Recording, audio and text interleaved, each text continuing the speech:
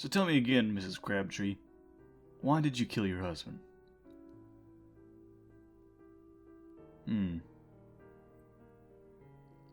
It took a lot of effort to meet the detective's gaze. It was cold, sharp. I felt naked under that gaze, like my clothes and skin had disappeared, and all that remained was my bones and my secrets. I already told you, I said. He was cheating on me. Well, that part of your story does make sense. He was found to have a secret cell phone, and the nights that he was claiming he was working late remains largely unaccounted for. What I don't understand is why you erased the contents of the other phone, nor why you burned down the family house after you had killed him. I faltered. Could he know the truth? No. How could he? I just had to stick to my story, and then everything was going to be fine. I was just so upset. I don't know what I was doing. I looked down at the table, not daring to look into his face to see if he had bought my lie. I thought he had, until he leaned in and said, Well, that's all well and good, Mrs. Crabtree, but you see, the basement survived the fire mostly unscathed. I'm guessing I don't need to tell you what we found down there, do I? But if I have to, I will. No, I said.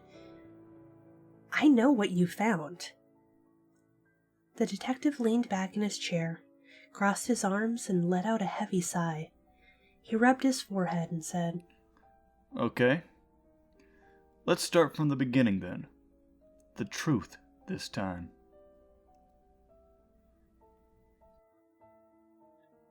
The truth, I said.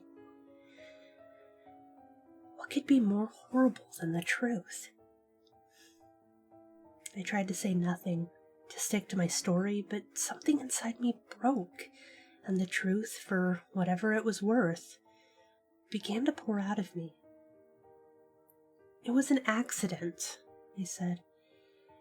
Just pure dumb luck.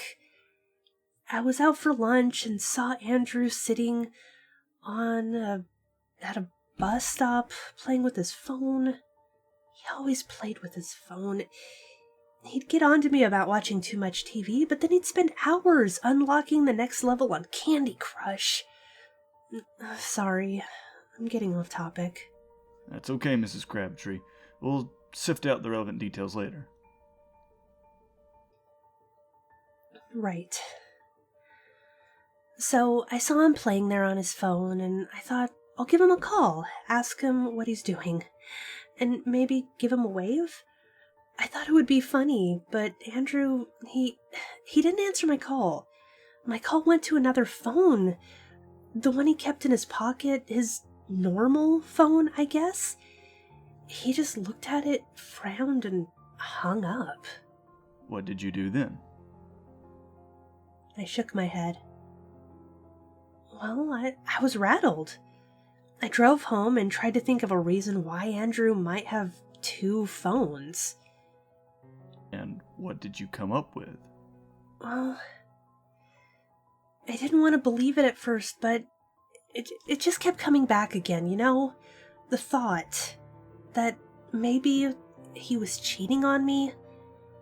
I never thought Andrew was that kind of man, of course. I mean, he's always been wonderful. A loving husband, a good father. But you suspected. I knew I was being silly. But I just had to find out for certain, or I knew I'd go crazy. So I snooped a little. And what did you find? Well, I called his boss first. I shouldn't have. But I had to know, you know? I told him that our son Jackson had been sick and that I know he needed Andrew. But could he cut back on the days that he made him work late? Ah. So, was Jackson having health problems? No. Jackson's a healthy boy, always has been. He's the best hitter on the baseball team, you know? I was just fishing. And then his boss told me that Andrew hadn't worked late in months, and that lately he'd even been clocking out early. It might have been a problem, except for Andrew was always ahead of schedule on his projects. He's always been that way, so good at everything he does. I see. So what did you do then? I looked down at my clenched fists. Blood was pouring out of the sides. I opened them and the blood flowed quicker from the wounds my fingernails had gouged into my palms. Oh, I'm sorry. I'm so terribly sorry. An involuntary spasm that threatened to become a convulsive sob shook my body. I held it back. It's okay. Do you need medical attention? No, I'm fine. I just want to finish this as soon as possible. Okay. Then please continue. I followed him. I followed him to this woman's house. I expected him to get out of the car and go inside, but he never did. He just watched. He would sit there for hours every day, just watching. I wasn't sure what to do. I just went home and drank a bottle of wine and passed out on the couch. I was in agony those few days, and Andrew didn't even notice. Why would he? He had other interests. You said those few days. Yes. It was 3 days before I saw her on the news. The girl that Andrew had been watching, they said that she was missing. The detective scribbled something quickly in his pad. He leaned forward. I see. So what happened next? I decided to check the basement. I see. And did you find anything in there? My body convulsed again, but this time it was vomit I was holding back, not a sob. Yes, I found her. The girl from the news, the one Andrew had been following. I would have called the police, only she was already dead. There was nothing that anyone could do to help. And why is it that Andrew was able to do this in the basement without you being aware? Said the detective. The basement was his dark room, where he developed his photos. Nobody was allowed in there except for him. He even kept a key hidden inside a pair of cowboy boots he hadn't worn in 20 years.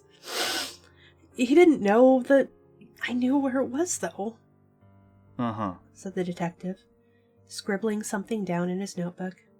So, you waited for him to come home? Yeah. I took my grandfather's old .45 from the gun safe and I sat there, waiting for him. Eventually he came. My hands were shaking so bad. I'm lucky I hit him at all, but I did. Is that when you took his phone? Yes. And you erased it?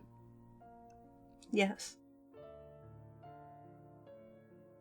Mrs. Crabtree, Yes? what was on the phone? I hesitated. It was pictures. Pictures of girls. Some of them alive and, well, then later the same girls cut into pieces, like meat at a butcher shop. It was awful. Anything else? Said the detective. No, that was all. The detective leaned back in his chair and crossed his arms, stretched back in his chair and scratched at his chin. It was a good chin. Strong, dotted with black stubble, with a few shades of gray. I'm just not sure about something. Said the detective. What is that? The photos. Said the detective. Andrew was a photography buff. He even had his own darkroom. Furthermore, there's evidence of his hobby all over his social media. He's even been featured in a few local photography exhibits. I felt an itch, like something wriggling beneath my skin. What's your point? Well, my point is that the burner cell phone we recovered only had a cheap, crappy camera. I just don't see a photography buff stooping to use that, especially not when he's got a $2,000 film camera with a telephoto lens at home. I shrugged. He was crazy. Who can explain the behavior of someone like that? The detective nodded like he earnestly agreed. Well, you're right about that. He said. But there's something else. Oh? What is that? Andrew was well known in the community on account of the photography exhibits. He was seen around town in the company of a young, high school-aged boy. Your son Jackson is in high school, right? I could hear the tension in my own voice. It sounded like I could shatter into 1,000 pieces at any moment. Lots of boys are in high school. Right, and Jackson is one of them. We checked with his school and were able to confirm that he was out sick from after-school baseball practice on the days Andrew took off early from work, as well as some of the days he was spotted around town. What should I make of that? Kids get sick all the time. I don't know why. Except for you said earlier that Andrew hadn't been sick lately. Do you remember that? Your credit card statements also show no record of doctor's visits, and you haven't filed any claims with your insurance. I stopped. Son of a bitch. He had trapped me with my own words. And what was worse, he knew. He had known the truth all along. He had backed me into a corner. Mrs. Crabtree. His voice was gentle. You know what I think? I think that you love your son. I think there were messages on that phone that incriminated him, and that you destroy the evidence, wipe the phone, and burn it with the house so that he wouldn't go to jail. Is that right? Yes, that was right. God damn him. God damn Andrew. God damn this detective. God damn everybody. What was I supposed to do? Even knowing what he was, it was hard to kill Andrew. The man I'd loved for 20 years. The man who loved me. Other, my son. My son. I slowly raised my eyes to meet the detective's gaze. I kept my face flat, emotionless. And I lied.